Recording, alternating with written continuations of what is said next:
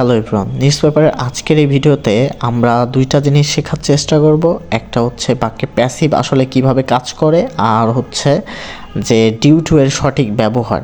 দেখেন এখানে যে বাক্যটা আছে, যে প্রথম বাক্য যে onions were being sold at টাকা 140 to 160, তার মানে পেঁয়াজগুলো কি করা হচ্ছিল, বিক্রি করা হচ্ছিল টাকা 140 থেকে 160-এর মধ্যে। আসলে এখানে কে পেঁয়াজ বিক্রি করে? বাক্যে সাবজেক্ট আছে? নেই, বাক্যের সাবজেক্ট এখানে নেই, কারণ পেঁয়াজগুলো বিক্রি করা হচ্ছিল। কে বিক্রি করে? এখানে বাক্যের সাবজেক্ট নেই, এ কারণে এটা হচ্ছে প্যাসিভ। আর যদি কোনো বাক্যে যদি সাবজেক্টটাই ক্রিয়া করে, যেমন আমরা অনেক সময় বলি যে রহিম গোস টু স্কুল, তার মানে রহিম স্কুলে যায়। কে স্কুলে যায়? রহিম যায়।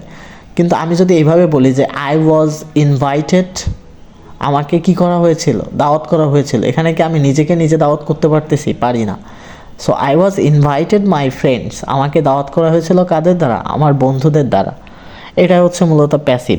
এবার আমি যদি ডিউ টু এর কথা বলি, এখানে পরের বাক্যটা কি আছে, যে traders claimed that the rise is due to a shortage of onions, তার মানে ট্রেডার্সরা দাবি জানিয়েছিল যে দ্য রাইস মানে বৃদ্ধি, এই বৃদ্ধিটা হয় কিসের কারণে? ডিউ টু মানে কারণে।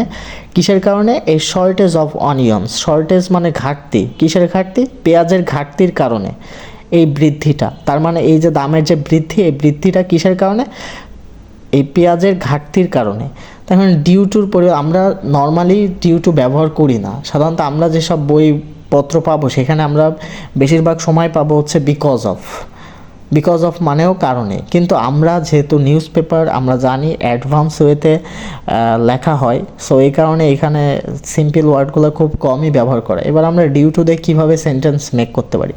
আমরা খুব সিম্পল স্ট্রাকচার ফলো করে ডিউ টু দিয়ে আমরা সেন্টেন্স মেক করতে পারি। যেমন আমি যদি একটা সেন্টেন্স মেক করি এভাবে, যে